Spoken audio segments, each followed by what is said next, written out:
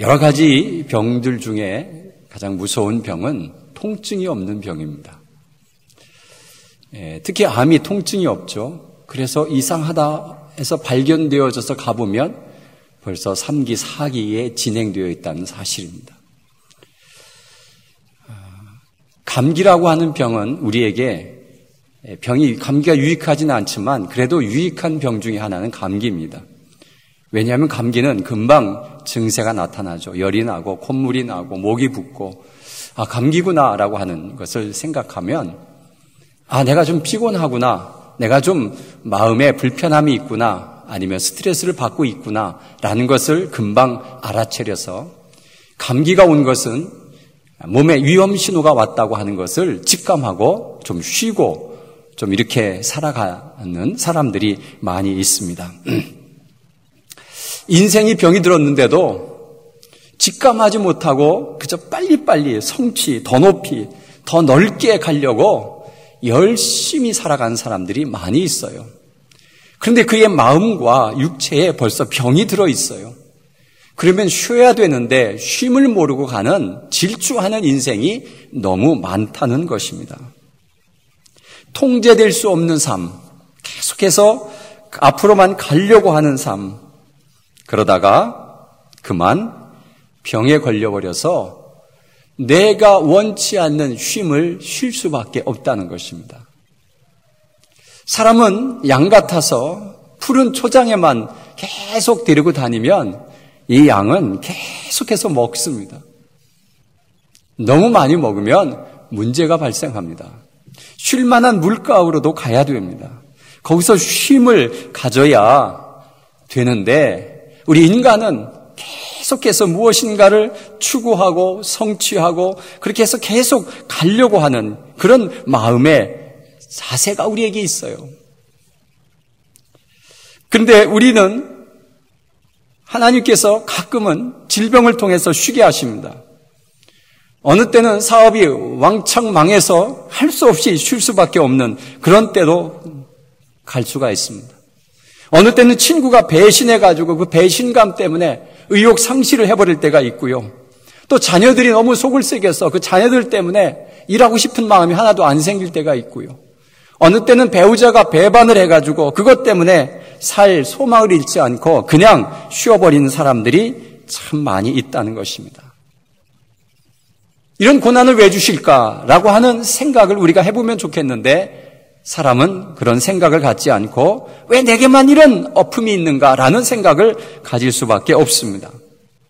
그러나 감기처럼 이 고난은 우리에게 그렇게 나쁜 것만은 아닙니다.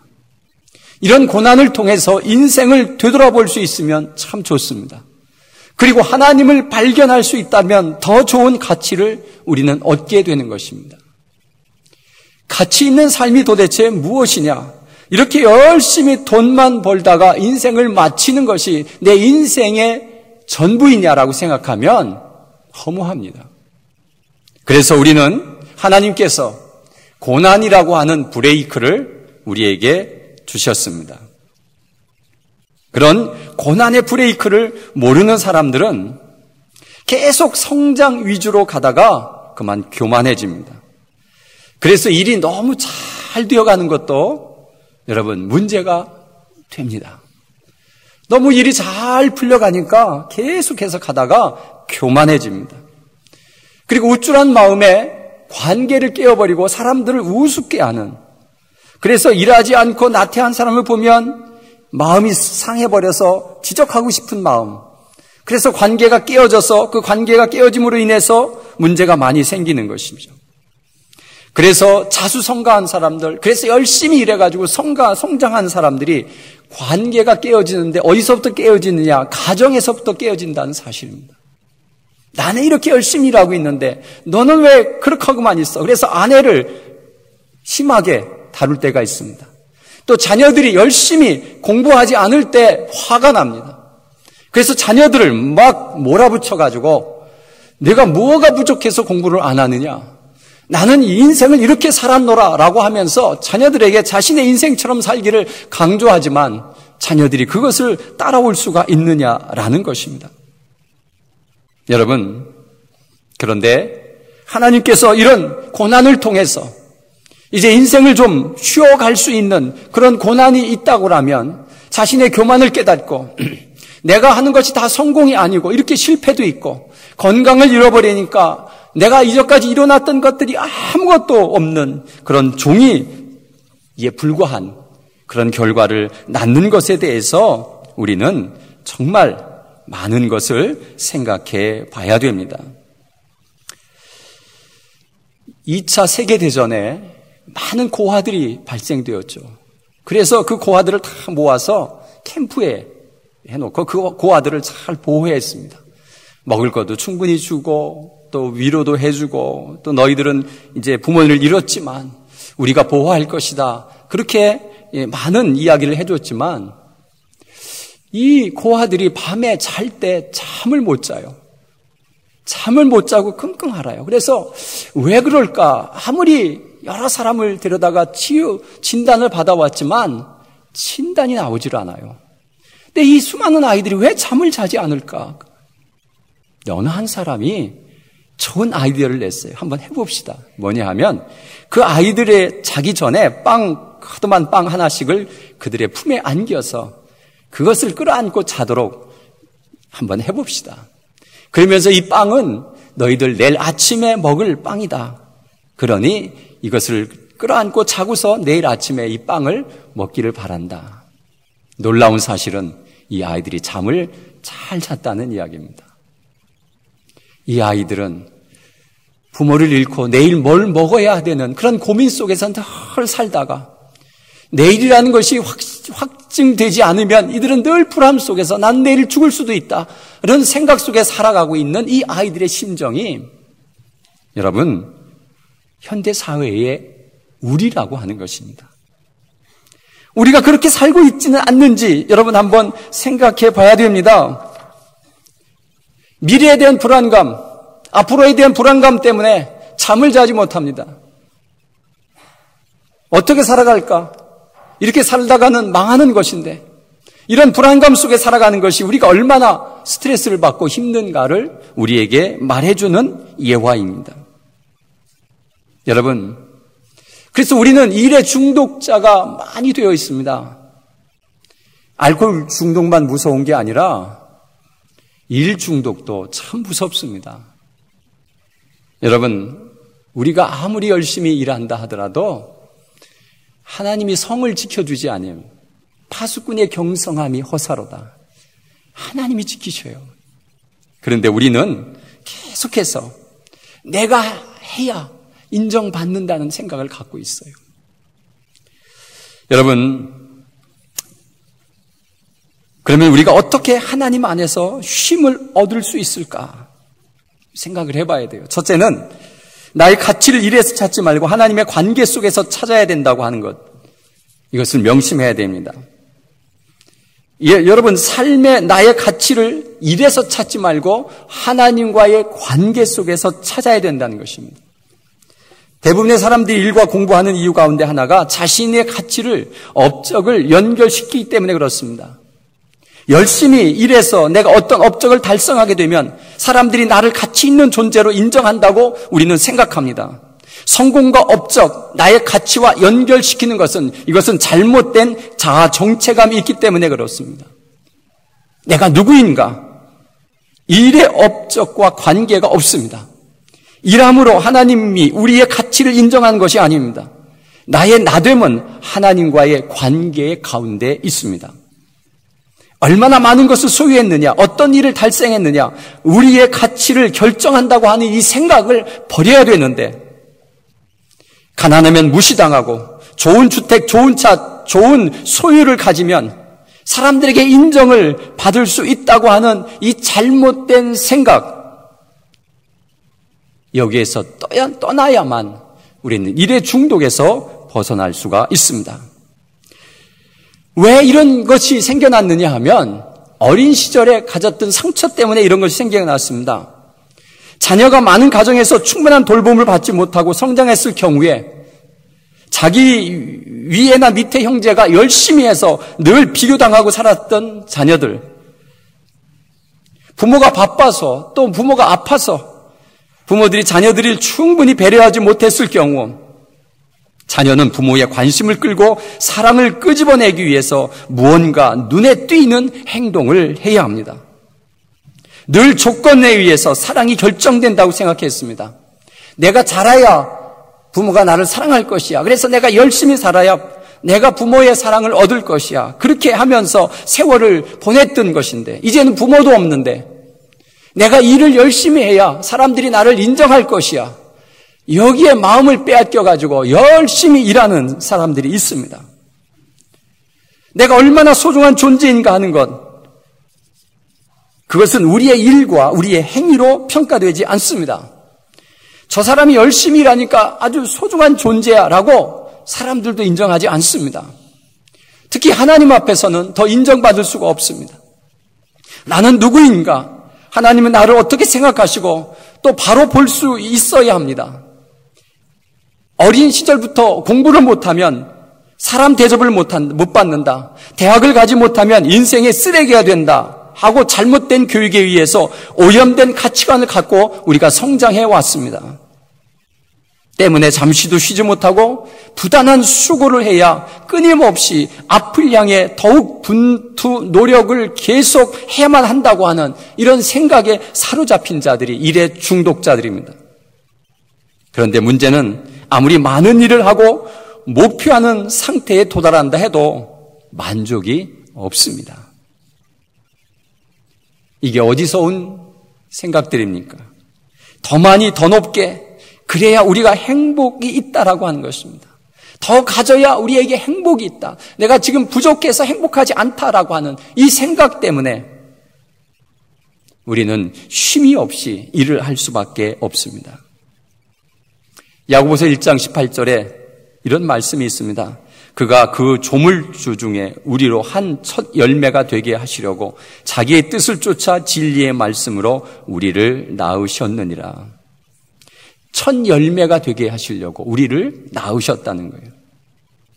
여러분, 피조물 가운데 가장 소중한 것은 나입니다. 이 나라고 하는 존재를 이 지구와도 바꾸지 말라고 하는 것입니다. 내가 얼마나 중요한 존재인가. 그것을 일을 통해서 증명해야 할 필요가 없습니다. 하나님이 존재하는 모든 것 가운데 가장 소중한 자로 첫 열매로 가장 으뜸으로 나를 대해 주시는 분이 하나님이시라고 하는 이것을 발견하고 하나님 앞에서 내가 나 된 것은 하나님의 은혜였다라고 하는 것을 발견하면 그동안 내가 자존감이 다 무너졌던 것들을 다시 자존감을 일으켜 세울 수 있는 아주 소중한 하나님의 은혜입니다. 이 모습 이대로 용납해 주신 하나님, 남들이 뭐라고 평가들 내 자식이기 때문에 소중한 것을 하나님이 내가 최고라고 말씀하시고 너를 가장 소중한 자로 선택했다. 나는 너를 가장 소중한 자로 선택했다. 내게 있어서 가장 의미로운 자다. 내가 누구인가? 우리는 성공하지 못한 사람, 이 나이에 집 한 칸도 제대로 갖추지 못한 사람으로 자신을 평가합니다. 이거는 불신앙입니다. 마태복음 6장 26절에 공중의 새를 보라, 심지도 않고 거두지도 않고 창고에 들이지도 아니하여도 너희 천부께서 기르시나니 너희는 이것들보다 귀하지 아니하냐. 우리는 어려움을 당할 때마다 하나님이 나를 버렸다라고 생각합니다. 아니면 내가 죄가 많아서 하나님은 내게 관심이 없으시다라고 생각합니다.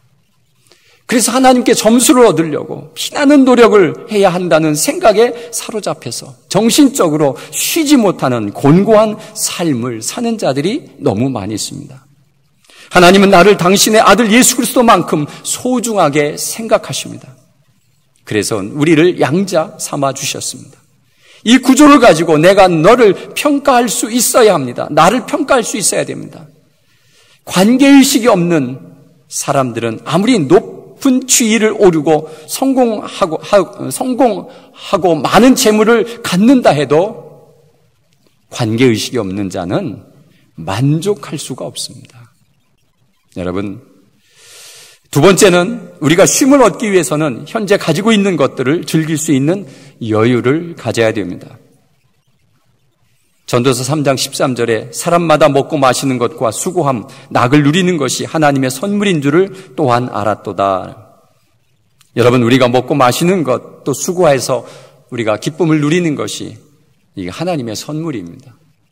그래서 가지고 있는 나의 모든 환경과 처지와 또 가지고 있는 모든 것들을 가지고 즐길 수 있는 마음이 우리에게 있어야 됩니다. 좋은 집을 갖고 있으면서도 더 큰 집을 갖기를 원하는 욕심이 있으면 좋은 집을 가지고 있는 평안이 없습니다. 그리고 쉴 줄 모르고 더 큰 집을 위해서 오늘도 불철주야 일할 수밖에 없습니다. 휴가를 가면서도 다음의 일들을 구상하느라고 머리는 복잡해서 진정한 쉼을 얻지 못할 때가 많이 있습니다. 그리고 진정한 쉼은 가족 간의 관계 속에서 일어나는데 가족 간의 관계가 다 단절되어서 가족과 함께 있는 것이 어떤 때는 불편해서 쉼을 같이 하지 못하고 혼자 나가서 놀 때가 참으로 많이 있습니다. 세상에서 가장 좋은 친구가 누구입니까? 부부입니다. 얼마나 좋은 친구입니까? 대화를 나눌 수 있는 시간과 역견과 모든 것들을 갖추고 있는 것이 부부인데 가슴을 나눌 수가 없습니다. 상대방을 돌부처라고 생각하고 그냥 꾹 참아가고 있습니다. 병든 인간 가운데 가장 두드러지게 나타난 것은 주변의 관계가 무너져 있다는 것입니다. 일에만 집중하고 있다는 것입니다. 인간관계, 가족관계가 깨어져 가는 것을 모르고 있습니다.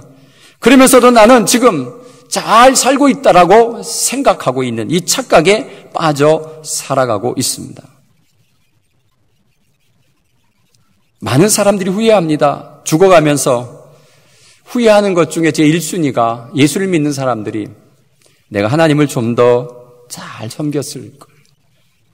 마지막 죽어가면서 우리 크리스찬들이 그렇게 후회합니다. 두 번째는 옛날에는 내가 성공했으면 하고 후회했는데 지금은 그것은 다 버려버리고 지금의 2위는 뭐냐? 가족들과 많은 시간을 갖지 못한 것이 너무 안타깝다라고 죽어가면서 말한다고 합니다. 여러분, 가족과 함께 하는 시간, 가슴을 나누고 이야기하는 시간, 세상에 이런 대화를 어디서 합니까? 왜 친구들과는 그렇게 좋은 대화를 많이 하면서 왜 가족과는 그런 좋은 대화를 못합니까? 사랑하는 성도 여러분, 가슴을 나누며 밤을 지새워가면서 연애할 때처럼 진지한 대화를 나누는 것이 곧 행복입니다. 세 번째는 영이 살아야 됩니다. 영이라는 개념은 많이 오해되어 있는 개념입니다. 영적이라고 하면 뭔가 신비한 것들이 발견될 때에 영적이다 이렇게 얘기하는데 그것은 아닙니다. 신비와 영을 혼돈할 때가 있습니다. 그러나 영은 하나님과의 관계를 맺는 것을 영이라고 합니다. 돈이 하나님을 위해 구별되어지면 그 돈은 영적인 것입니다.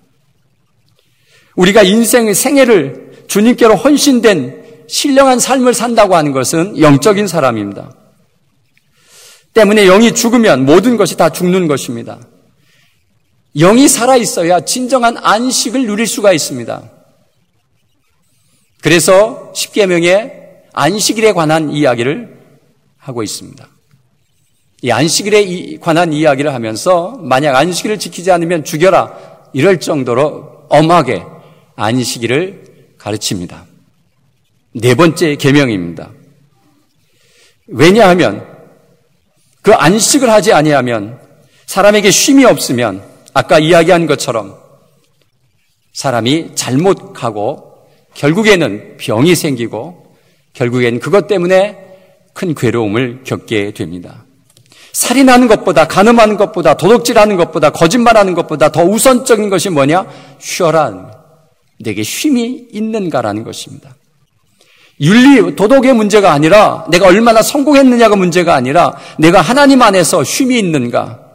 안식, 하나님 안에서 쉼이 있는 것입니다. 하나님은 내 아버지, 나는 하나님의 자녀. 하나님이 우리를 품고 있으면 최고로 평안함을 누릴 수가 있습니다. 아이가 가장 평안함을 누리는 곳이 어디입니까? 엄마 품입니다. 엄마 품에 안겨 있으면 이 아이는 아무 걱정 안 합니다. 그러나 엄마가 보이지 않으면 그때부터 불안과 초조해지기 시작합니다. 사랑하는 성도 여러분, 하나님 은혜 안에서 안식을 누리는 그런 안식이 우리에게 있어야 됩니다. 그런 쉼이 우리에게 있어야 됩니다. 내가 아직 성공하지 못해서, 아직 이루어야 할 일이 많아서, 해야 될 일이 너무 많아서 제대로 쉬지 못하면 언젠가 하나님이 브레이크를 걸어버릴 때가 있습니다. 여러분, 우리는 진정으로 하나님이 주시는 그 쉼을 쉴 수 있는 그런 믿음이 우리에게 있어야 되고 영적인 것입니다. 그것이. 감정을 회복시켜야 됩니다. 감정이 메말라 버렸습니다. 자녀들과 대화하지 않습니다. 슬픈 일이 있어도 눈물이 나지 않습니다. 기쁜 일이 있어도 웃질 않습니다. 얼마나 삭막한 가슴을 가지고 있는지 모릅니다. 여러분, 이런 감정을 회복시키려면 찬송가가 제일 좋습니다. 찬송가를 큰 소리로 부르시길 바랍니다. 그리고 감정적인 사람이 돼야 되죠. 그래서 기쁘고 행복한 것을 누려야 되는데 매일 일만 머릿속에 가득 담고 살아가는 것은 얼마나 불행한 존재인지 모릅니다. 여러분, 돈이 많이 벌었지만 건강을 잃어버린 사람들이 너무 많이 있습니다. 명예를 얻었지만 자식과 아내가 떠나간 사람들이 많이 있어서 빈 둥지에 아내와 나만 남아있을 때가 참 많이 있습니다. 많은 소유를 얻었지만 인간관계가 다 놓친 실패한 사람들이 있습니다. 여러분, 우리 인생에 있어서 정말 하나님 앞에서 하나님의 은혜 안에서 쉼을 갖는 영적인 사람이 되기 위해서 하나님과의 관계를 형성해야 됩니다. 관계를 형성하기 위해서는 하나님과 기도하셔야 됩니다. 하나님, 내가 당신 앞에 누구입니까? 내가 어떤 일을 해야 됩니까? 그래야 내가 평안함과 기쁨이 있습니까? 그리고 내가 어떤 보람된 일을 하게 합니까? 이런 것을 묻지 않으면 우리는 늘 일에 빠져서 일의 중독처럼 살아가다가 하나님을 잃어버리고 사람을 잃어버리는 어리석음을 범할 때가 있습니다. 사랑하는 성도 여러분, 이번 휴가에 가서 좀 편안히 쉬고 오시길 바랍니다. 돌아오셔서 하나님과의 관계성, 저 위에 기도가 습관이 되게 하라는 명분을 가지고 하나님과의 관계 형성을 다시 한번 시작해 보시길 바랍니다. 40일 동안 하면 습관이 되어집니다. 이것을 하는 것은 기도의 훈련을 한번 해보자는 것입니다. 많은 사람들이 신앙생활을 하면서도 늘 고백하는 게, 목사님 기도를 못하겠어요. 기도가 안 돼요. 어떻게 하는 것이 기도예요? 기도하기 싫어요. 여러분은 부모한테 그런 이야기를 해보세요. 대화하기 싫어요. 부모 무지하게 상처받습니다. 여러분, 우리가 하나님과의 관계를 회복하는 것은 기도인데 이 기도의 훈련이 너무 안 돼 있습니다. 그래서 기도의 훈련을 갖는 것, 그리고 매일 하루에 한 번씩 성전에 나오는 것, 그래서 새벽과 저녁 두 가지의 기도를 합니다. 새벽에 못 오시면 저녁에 오시면 됩니다. 그래서 여러분, 이번 휴가 동안 좀 다짐을 하고 오셔서 내가 이번 40일 동안 열심히 기도해서 하나님과의 관계를 형성하고 내가 일의 중독에서 벗어나 이제는 하나님과의 행복한 삶을 살아나가는 자가 되겠다라고 하는 다짐을 가지고 돌아오는 여러분 되시기를 간절히 바랍니다. 기도에 300명 용사를 모집합니다. 그래서 우리가 기도원의 300명 용사처럼 우리가 힘차게 기도로 하나님과 함께하는 우리 모두가 되시기를 간절히 바랍니다.